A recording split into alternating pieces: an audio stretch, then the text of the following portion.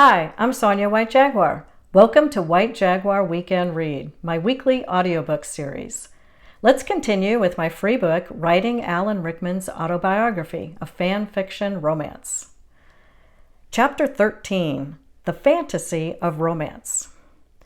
I could never write a fantasy series like Harry Potter, I said to Alan. We were sitting in an airport lounge drinking Negronis while waiting to board our flight back to New York the day after our visit to the Harry Potter theme parks. The world building is incredibly vast, and there are too many characters to keep track of and create a backstory for. I love sweeping epic sagas like Star Wars, The Lord of the Rings, and Harry Potter, but I'm not imaginative enough to create a fantasy world. Alan shook his head. I disagree. Romance novels are fantasies. Love stories can be incredibly imaginative. As we were discussing yesterday, you can take any type of character, hero or anti-hero, extrovert or introvert, warm-hearted or cold-hearted, and turn them into a desirable love interest. It only takes a little creativity. All that matters is that you hold the reader's interest. Yes, I said, and using compelling archetypes and popular tropes like friends to lovers and enemies to lovers make it easier to do that. Alan took a sip of his drink and asked, "Why did you become a romance writer?" "That's a long story," I said with a sigh. I didn't really want to talk about it because it meant dredging up the past, which was dead and buried, but I wanted Alan to know what I'd been through. There was a man I loved a long time ago, I explained. I would have married him if he'd asked me. But he owned a restaurant and a Ferrari. It was about appearances with him. He was looking for someone who would complement his possessions. Some people place a higher value on that than on the human heart. There was another man I cared deeply about who had a troubled 4-year-old son. He was looking for someone to help him raise the boy, but it didn't feel right to jump into a ready-made family that I hadn't helped to create. I knew I wouldn't be able to mend the leftover broken pieces. It was never about me, you see, what I wanted or who I was. It was always about what I had to offer, what I could do for them. Alan responded, "It sounds as though you just never met the right person." I shrugged. I wasn't going to wait around for the right person to show up. I had to move on with my life and put my time and effort into something meaningful to me. That's why I started writing romance novels. It's like you said yesterday when we were at Universal Studios. You're not dealing with physical people, so you can fashion lovers however you want and put them in any kind of setting, realistic or not. Wild escapades and guilty pleasures are all on the table. You're right that romance novels are fantasies. Fantasy relationships are a romance author's specialty.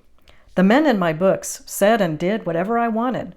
They expressed genuine feelings for the women characters and respected them as equals who had feelings and desires of their own. Some readers may dismiss love stories as nothing more than escapist literature, but I don't agree with that assessment. The truth is, readers love romance novels. Romance is the top-selling genre in the publishing industry. Romance novels outsell every other type of book by a mile. That's saying something about the power of love stories, how they speak to us, and how the genre fulfills readers' needs. There's more going on there than pure escapism. The vast majority of romance readers are women, so those books have something to say to women.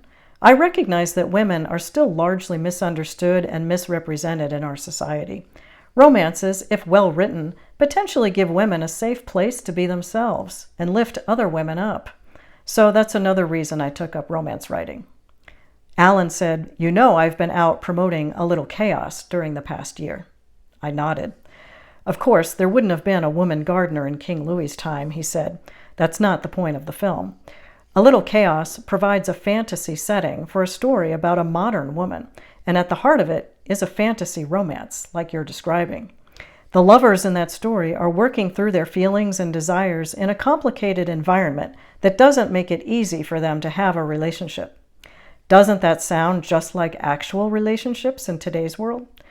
I told you before that I believe in romance. I know that a fantasy love story has the power to speak to relationships in the real world."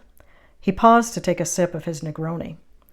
"After filming A Little Chaos," he continued, "I spent some time on holiday in the south of France. While wandering around the narrow streets and browsing in the quaint shops, I was taken up in the romance of it all and imagined a love story taking place there. Two lovers meet in secret.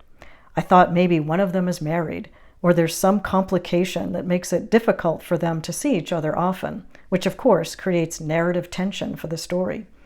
Anyway, I imagined them having a torrid affair. It played out so vividly in my mind like a movie. I loved the passion these two people had for each other. I had a strong desire for things to work out for them, despite that they were fictional characters, and the whole thing was a fantasy. Although the idea remained with me, I could never bring myself to write the story. Since I'm not a writer, I wouldn't know where to start.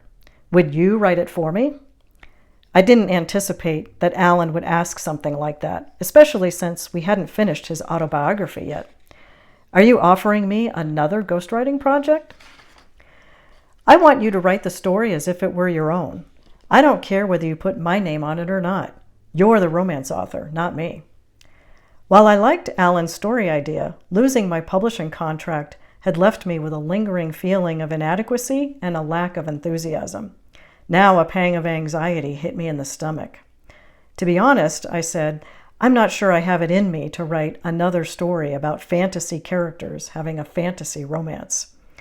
After drawing in a deep breath to calm my nerves, I said, Can I ask you something? Of course, he replied, anything. You said you had read all of my novels. Yes, all 7 of them. My first 5 books had sold well, but not the last 2.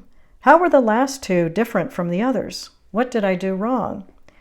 Alan stared at his glass for a moment before answering. There was perhaps a little less spark in the last 2 novels. I got the feeling you might be settling into a pattern you could easily repeat from one book to the next. I know you're attached to the conventions of story structure and the romance formula of boy meets girl, boy loses girl, boy gets girl back, and it all ends with a happily ever after. But maybe that's too confining. What if you threw that formula away and wrote with no story structure at all? Rolling my eyes, I fought the urge to hurl an expletive at him. Oh, we're back to the Dadaists again, are we?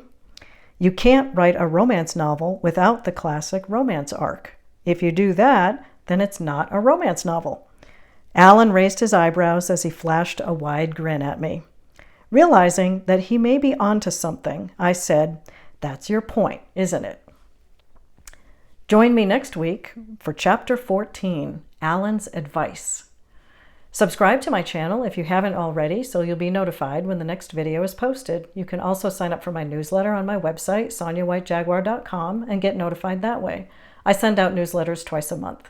Thanks so much for watching. I'll see you next week.